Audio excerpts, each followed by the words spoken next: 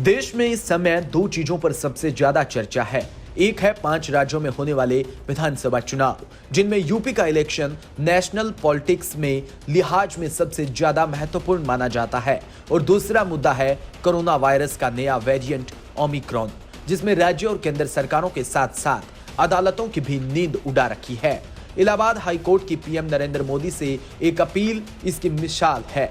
खबर है कि हाईकोर्ट ने पीएम मोदी और चुनाव आयोग से आगामी विधानसभा चुनाव टालने पर विचार करने की अपील की है।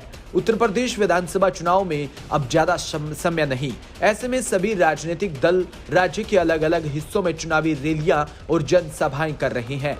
इन कार्यक्रमों में भारी संख्या में कार्यकर्ता और अन्य लोग शामिल हो रहे हैं। दूसरी तरफ देश भर में ओमिक्रॉन के मामले भी बढ़ रहे हैं। हालांकि उत्तर प्रदेश में इस वेरिएंट के अब तक केवल 2 मामले सामने आए हैं, लेकिन चुनाव की सरगर्मी देखकर इलाहाबाद हाईकोर्ट ने अपनी चिंता जाहिर कर दी। एक खबर के मुताबिक हाईकोर्ट के जस्टिस शेखर कुमार यादव गिरोहबंद कानून के तहत जेल में बंद एक आरोपी संजय यादव की जमानत याचिका पर सुनवाई कर रहे थे। बताया गया कि इस दौरान कोर्ट परिसर में काफी भीड़ मौजूद थी। जस्टिस शेखर कुमार ने देखा कि कोर्ट में मौजूद कई वकील और अन्य लोग सोशल डिस्टेंसिंग और मास्क पहनने जैसे प्रोटोकॉल का पालन नहीं कर रहे थे। ऐसे में आरोपी की जमानत मंजूर करते हुए न्यायाधीश ने पीएम मोदी और चुनाव आयुक्त से अनुरोध किया कि फिलहाल के लिए चुनाव टाल दें।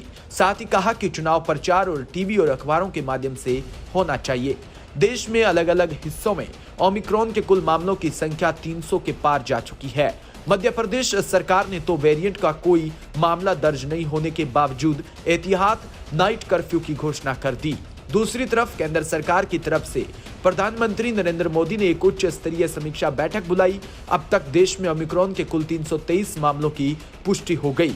अलग अलग प्रदेशों में ओमिक्रॉन के मामलों की संख्या है महाराष्ट्र में 65, दिल्ली में 57, तेलंगाना में 38, तमिलनाडु में 34 और कर्नाटक में 31 व केरल में 29 और गुजरात में 30। वहीं राजस्थान में 23, ओडिशा में 4 और जम्मू कश्मीर में 3 और यूपी में 2 व पश्चिम बंगाल में 2 और आंध्र प्रदेश में 2 है। Bureau report, DPK news, Jaipur.